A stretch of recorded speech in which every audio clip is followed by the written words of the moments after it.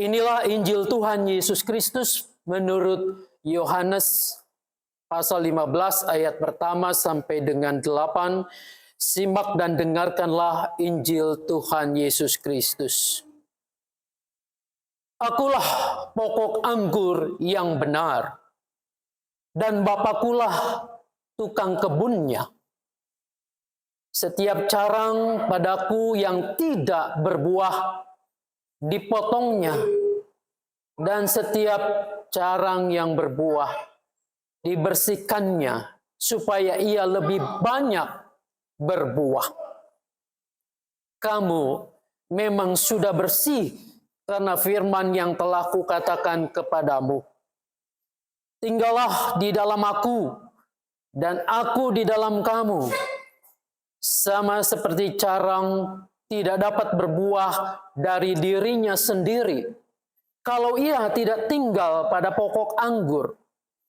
Demikian juga kamu tidak berbuah jikalau kamu tidak tinggal di dalam aku. Akulah pokok anggur, dan kamulah carang-carangnya. Siapa yang tinggal di dalam aku dan aku di dalam dia, ia berbuah banyak. Sebab di luar aku kamu tidak dapat berbuat apa-apa. Siapa yang tidak tinggal di dalam aku, ia dibuang keluar seperti ranting dan menjadi kering. Kemudian dikumpulkan orang dan dicampakkan ke dalam api lalu dibakar. Jikalau kamu tinggal di dalam aku dan firmanku tinggal di dalam kamu, mintalah apa yang kamu kehendaki, maka akan diberikan kepadamu. Dalam hal inilah Bapakku dimuliakan, bahwa kamu berbuah banyak dan menunjukkan kamu adalah murid-muridku. Sampai demikian jauh pembacaan Injil Tuhan Yesus Kristus. Tuhan Yesus berkata, yang berbahagia adalah setiap kita yang mau mendengarkan firman Allah dan yang memeliharanya. Haleluya.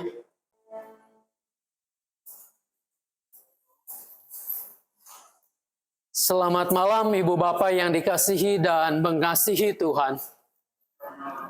Salam sejahtera buat kita semua. Hari ini dalam Minggu Paskah yang kelima, tema kita adalah tentang ranting yang berbuah.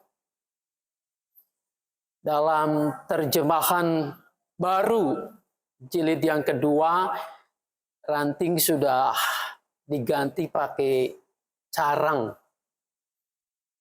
Mungkin juga kalau ranting bisa mewakili pohon apapun. Carang-carang ini terasa lebih spesifik pada perumpamaan pohon anggur. Saudara-saudara, ada yang di rumahnya menanam, memelihara pohon anggur? Adakah?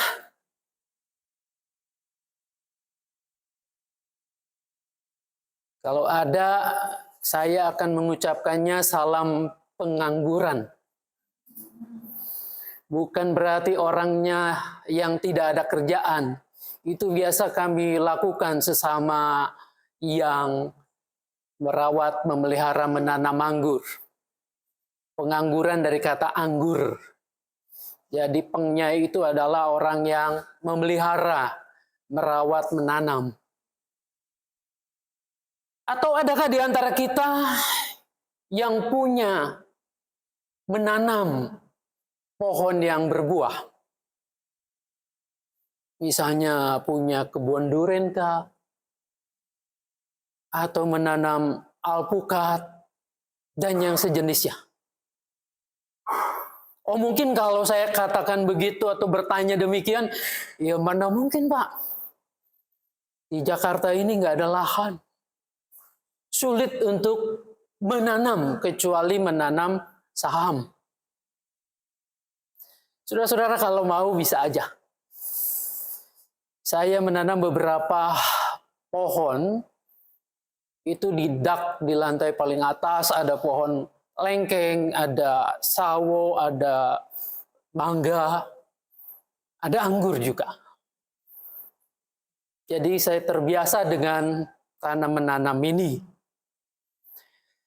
Saya memperhatikan bukan hanya apa yang saya lakukan terhadap tanaman, tetapi untuk para petani, saudara-saudara, untuk mendapatkan hasil panen yang berkualitas, maka seorang petani atau pengusaha kebun itu akan melakukan pekerjaan yang keras, mulai dari sebelum ia menaruh benih itu.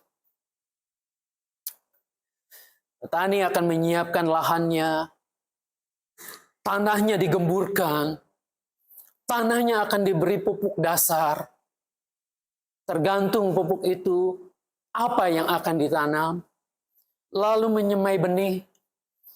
Benih itu ketika sudah tumbuh, pada waktunya ia akan ditanam.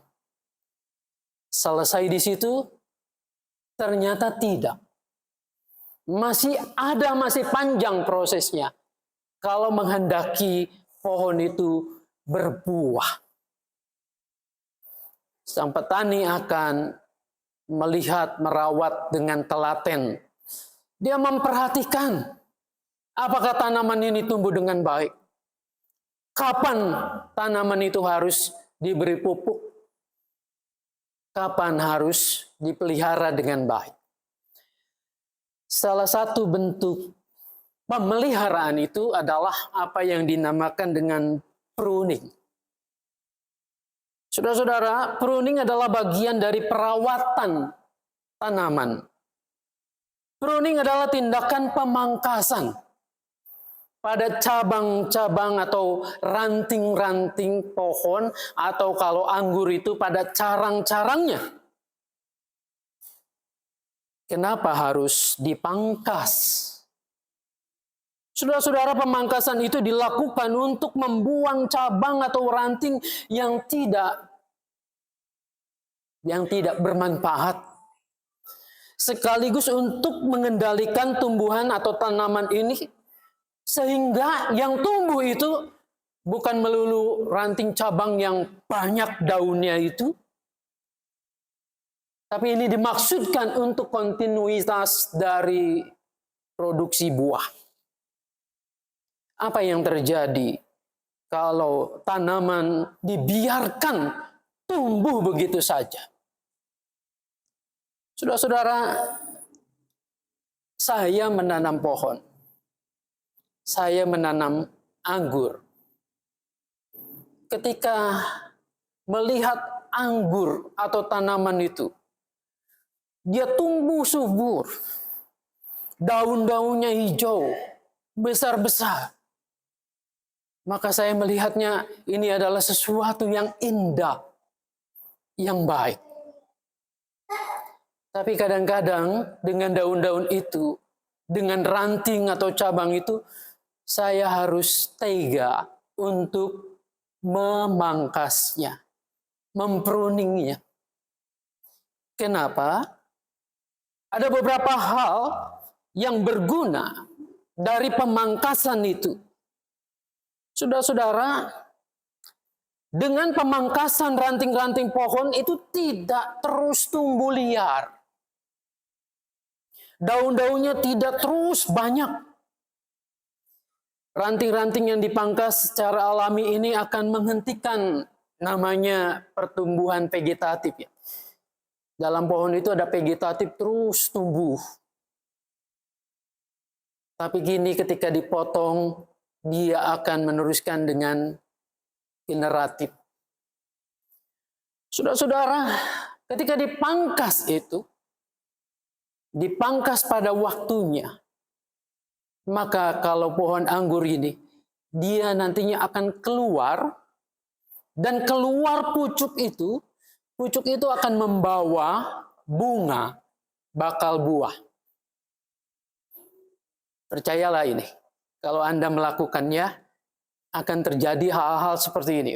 Maka para petani anggur itu sih bisa memprediksi kapan nih saya akan panen dengan cara memangkasnya. Dia akan menghitung dari memangkas itu sampai nanti akan keluar buah dan bisa dipanen itu berapa bulan. Nah, saudara-saudara, pemangkasan bermanfaat untuk mengeluarkan tadi tunas yang disertai bunga bakal buah. Lalu kemudian yang menarik buat saya adalah bahwa dengan pemangkasan itu ini akan mencegah katanya yang disebut iklim mikro.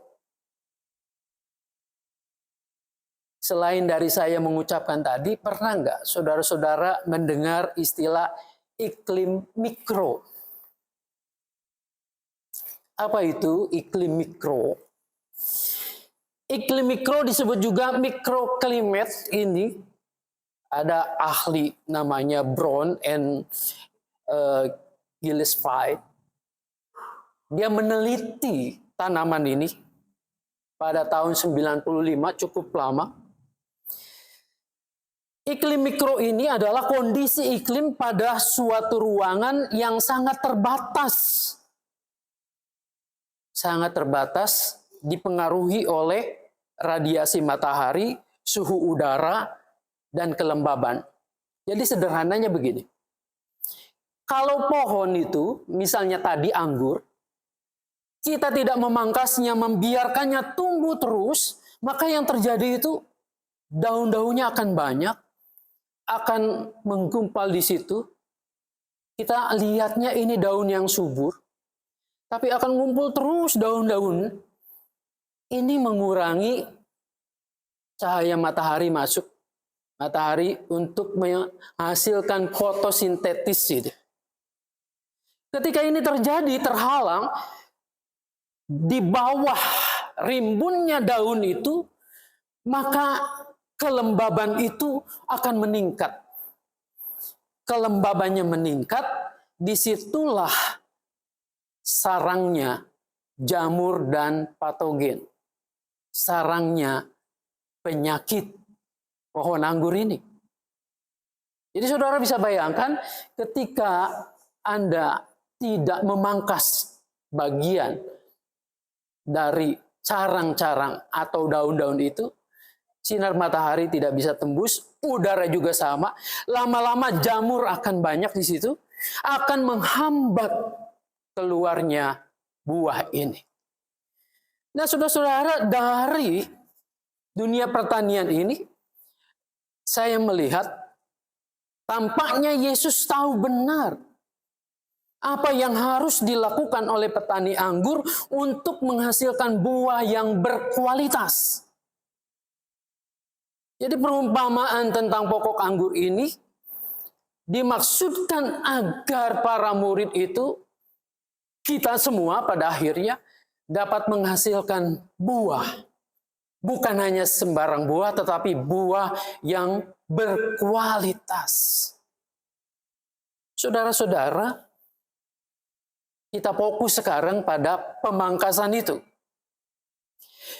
Mungkin saja disadari atau tidak, Anda dan saya punya kecenderungan dengan iklim mikro itu. Artinya membiarkan segala sesuatu yang kita pandang baik, yang kita pandang nyaman, cita-cita kita, harapan kita, itulah yang kita kejar. Disitulah kita terus menghabiskan waktu, pikiran kita, daya kita ke sana. Ini adalah pikiran mikro, buat selfish diri kita sendiri, keegoisan kita sendiri. Saudara-saudara, bisa jadi itu yang sekarang kita sedang perjuangkan. Entah dengan kekayaan kita, entah dengan bisnis kita, entah dengan reputasi kita, kita di situ menginvestasikan segala-galanya. Sekarang kembali ke pokok anggur tadi, ke pohon anggur dan carang atau ranting-rantingnya tadi. Saudara-saudara, saya bayangkan dan saya melakukan sendiri ketika saya memotong dahan atau ranting atau carang itu. Ada perasaan dalam diri saya sebenarnya enggak tega. Sebab ada sesuatu yang hilang nantinya dari situ. Dibersihkan jadi setengah gundul. Apa yang terjadi juga dengan si pokok anggur itu. Pokok anggur dengan carang-carangnya lalu dipangkas, dipotong. Saudara-saudara, saya pikir, saya merasakan si pokok anggur juga akan menjerit. Karena bagian dari dirinya itu dipangkas, dipotong. Saya menyaksikan ada getah yang keluar. Bukan hanya sehari dua hari, akan beberapa hari dia akan mengeluarkan getah itu. Saya membayangkan ini mungkin berdarah-darah. Nah, saudara-saudara, ini memang harus dilakukan. Oleh karena tujuan tadi menanam itu harus menghasilkan buah yang berkualitas. Disinilah Tuhan kadang memangkas, memotong apa yang sedang Anda dan saya geluti. Apa yang sedang Anda dan saya investasi di sana. Karena mungkin saja di sana sebetulnya kita sedang bersarang dan membiarkan di situ ada patogen, ada hama, ada kuman yang terjadi. Dan ini tidak menyehatkan kita. Saudara-saudara, ketika Anda dipotong, dipangkas, sama seperti ranting itu hilang. Tidak ada lagi. Mungkin kita merasa hidup ini hampa, kosong. Masa bisnisku dipotong? Masa orang-orang yang aku kasihi kok tidak ada? Meninggalkan aku. Masa semua yang aku geluti sekarang, hobiku, keinginanku, kok terpangkas? Kita merasa gelap dan kosong. Saudara-saudara, disitulah bukan hanya Anda sebetulnya yang sedih, tetapi Tuhan, sang pokok anggur juga merasakan itu. Namun Tuhan menginginkan dengan kita dipangkas, dengan kita di-pruning itu, maka yang terjadi adalah kita akan memaknainya dan boleh menghasilkan sesuatu yang sungguh-sungguh berarti. Nutrisi yang dari pokok anggur itu, energi cinta kasih dari Tuhan itu, tidak Anda habiskan untuk tadi carang-carang, ranting-ranting yang tidak berguna. Tetapi itu akan difokuskan pada pembuahan yang berkualitas, memerlukan energi dari akar ke pokok anggur, lalu masuk ke ranting-ranting. Disitulah akan terjadi pembuahan yang efektif. Saudara-saudara, di samping itu, ketika pemangkasan yang terjadi, matahari akan masuk, menembus. Fotosintesis akan berjalan dengan sebaik-baiknya. Sinar kasih Tuhan akan menerangi kita. Dan kita akan tumbuh di batangnya itu.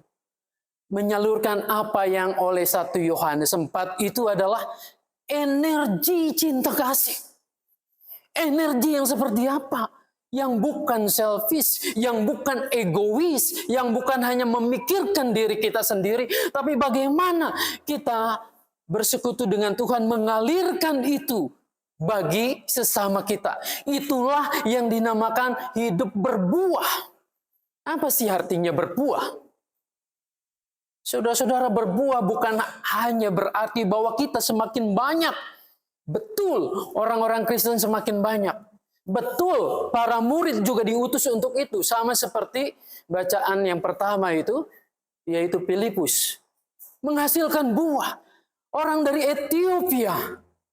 Ini yang disebut goyim. Bangsa kafir. Oleh budaya tradisi Yahudi, dia mengenal Kristus. Betul ada seperti itu. Memperkenalkan Kristus. Memperkenalkan cinta kasihnya. Maka yang terjadi dalam hidup kita, mestinya energi kasih itu mengalir. Buah itu bukan hanya ngomong doang. Kesaksian itu bukan hanya mengatakan Yesus juru selamat. Kamu tidak terima Yesus, maka hidupmu akan sengsara. Tidak mendapat bagian dalam kerajaan surga, itu penting. Tetapi bukan hanya itu. Tapi 1 Yohanes 4 mengatakan apa? Kasih itu bukan ngomong doang. Tetapi sesuatu yang kita lakukan, yang kita kerjakan, tepat seperti yang pokok anggur yang Tuhan Yesus itu kerjakan, yaitu mengasihi dengan sepenuh hati. Dan ini membuahkan hasil yang dahsyat. Jadi Bapak Ibu sekalian yang dikasihi dan mengasihi Tuhan, kalau tema kita ranting yang berbuah, saya berpikir, ada juga mungkin ranting yang tidak berbuah. Kalau ada yang berbuah, ada yang tidak berbuah. Maka yang tidak berbuah, kata Tuhan Yesus, dipangkas lalu bagiannya dimasukkan ke dalam api. Saudara-saudara, teman saya mengatakan, ranting itu kan hanya menerima saja. Betul. Ia menerima saja. Karena anugerah yang terbesar itu Tuhan sudah berikan. Kita menerima saja. Tapi dalam penerimaan kita, sang ranting pun diumpamakan harus bertanggung jawab. Dia harus senantiasa nempel. Dalam bahasa Yunaninya mungkin tepatnya, dia harus melekat. Itulah kata Yunani, menein. Menein itu harusnya melekat bukan sewaktu-waktu. Tapi melekat dalam seluruh hidup kita. Sebab tidak ada kan ranting yang mengatakan bahwa ya sudah sebentar saja saya istirahat, nanti melekat lagi. Saudara-saudara, jangankan berhari-hari. 1 detik ranting putus dari pokoknya, dia akan mati. Mestinya ini juga yang dipahami oleh orang Kristen. Kalau hidup persekutuan kita dengan Tuhan lepas sebentar saja, maka yang terjadi Anda dan saya tidak akan berbuah, tidak menghasilkan apa-apa. Maka yang seharusnya kita pahami, menain kewajiban ranting itu terus melekat, artinya menain tinggal diam di dalam aku dan aku di dalam kamu, maka disitulah kamu akan berbuah. Bagaimana hidup persekutuan kita dengan Tuhan? Apakah kebanyakan ngurusin hobi kita? Mengurusi reputasi kita? Mengurusi apa yang kita inginkan, nafsu duniawi kita? Saudara-saudara, jangan-jangan ketika Tuhan memangkasnya kita tidak menyadari. Sadarilah sekarang bahwa itu semua untuk kebaikan kita. Agar hidup kita berbuah. Agar hidup kita menyaksikan Kristus di dalam dunia ini.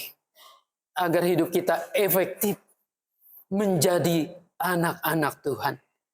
Biarlah kita akan disebutkan ranting yang berbuah. Buah yang berkualitas. Tuhan Yesus menolong, memberkati kita. Amin.